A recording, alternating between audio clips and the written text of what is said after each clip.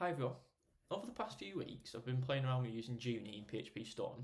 If you've not already heard of it, Junie is JetBrains AI assistant and it's built directly into the editor. I've been using it for writing code for new features and debugging issues for my Laravel project. So far, it's been a pretty good experience. The code isn't always 100% perfect straight away, but it does a pretty good job. I found that it's particularly useful for building out the boilerplate for new features, and then I can go in and write the final bits of code, add any finishing touches, that sort of thing. So I wanted to make a quick video showing how to use Junie in PhpStorm and look at the results of what it produces. To do this, we're going to start with a fresh Laravel application, which is using the Vue.js starter kit. We'll just have a quick click around. There's just a dashboard that comes out of the box. There's a nice little settings page, profile page, passwords. There's a page to enable two-factor authentication. There's a page where you can change light mode, dark mode.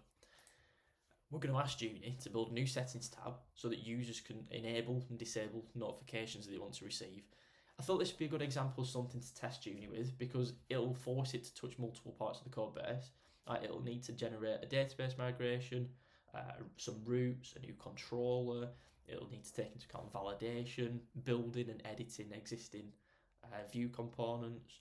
So we're not going to be building the notifications themselves. That's something we'll just imagine we're going to build in the future. Instead, we're just going to be building just the interface that we can use for toggling which notifications we would receive in a hypothetical world that we had built them. So we're going to start by opening PhpStorm, and I'm just going to look at it's just nothing crazy going on here. It's just a bog standard Laravel application that's fresh out of the box, and we're going to open the Junie tab. So this is what you'll see at first when you first start using it. Just for reference, I'm using the default model, the GPT-5 model that comes with Junie. You could choose different models, but just for this video, I'm going to leave it exactly the same. And now let's write the prompt. So I've already written out, so I'm just going to copy and paste it over, and then we'll just have a quick read through what I've written. So I've written, please add a feature that allows a user to enable and disable notifications. There will be 3 types of notifications: product announcements, weekly reports, and monthly reports. These settings should be found in a new notifications tab on the settings page. By default, all users should be subscribed to monthly reports. These settings should be stored on the users table's booleans. The notifications themselves will be built in the future, so there is no need to implement them now. We just want the interface and backend code for selecting which notifications a user should receive. Now, if any of you are watching this and you've got a bit more experience with using AI and these kinds of things, there's probably some places in here that you could improve that prompt, but I'm still super new to it, so we're just going to take it from here and we'll see how well it does. Right, so Junie's now finished running, so I'm just going to have a quick look at what we can see on the pages. So we've got like the prompt that we typed in. We have the plan that was generated by Junie as to how it was going to approach the task. And then if we scroll all the way back here, we can see all the different steps that it took to achieve what it's just done. And it says it's now finished. It took about 6 or 7 minutes. So I've skipped through this bit because you don't want to be sitting there just waiting for it to be generated in the background. So let's have a look in the Git tab of PhpStorm, which I always find really useful for these kind of things because we can see what's been changed. So one of the things I noticed straight away is no Vue components have changed. So that isn't a good thing. So let's have a look in the back end. So we can see that it's changed some of the casts. It's added some Boolean fields for the user model, and it's also made the 3 fields it's created, made them fillable. In the routes, we can see that it's created 2 new routes, one for edit and one for update.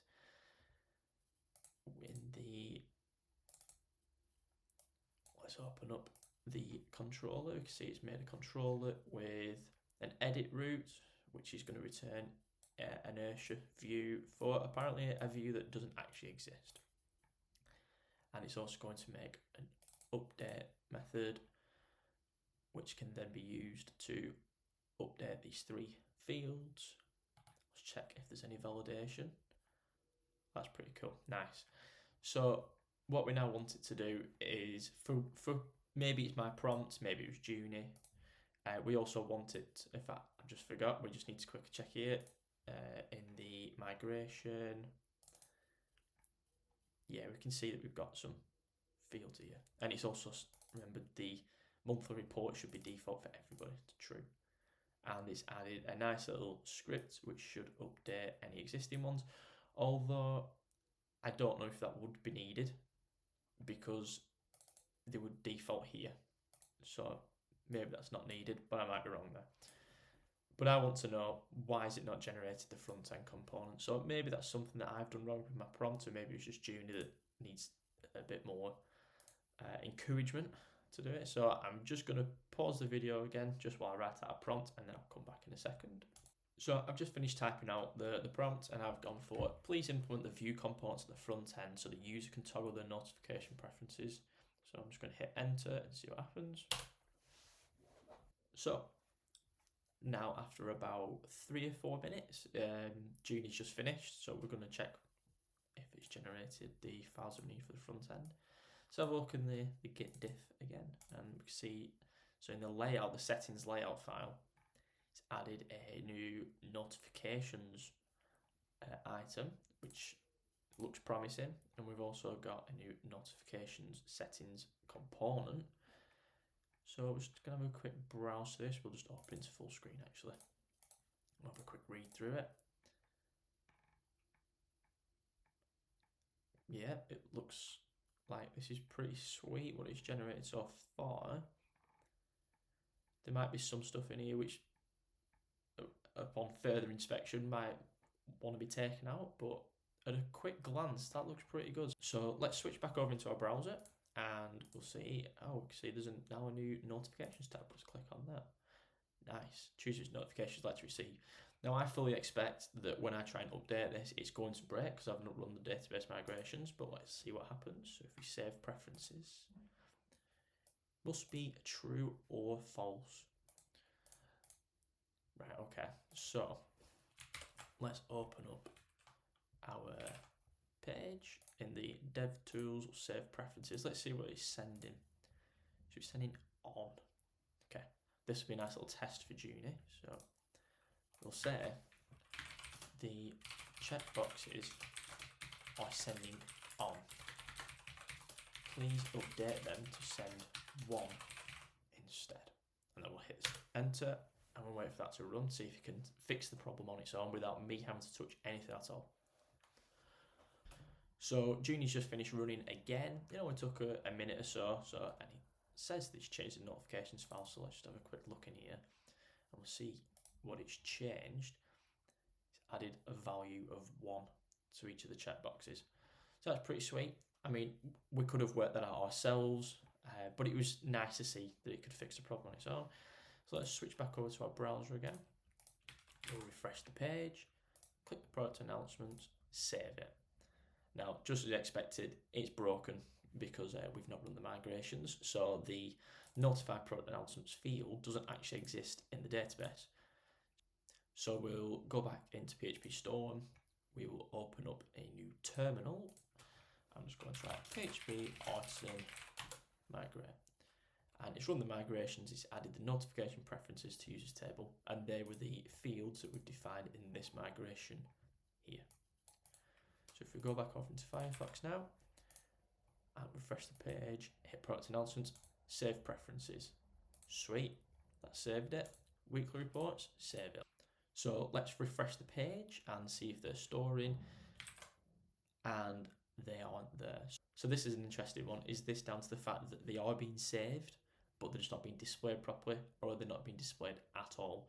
So we're gonna have to quickly investigate this one.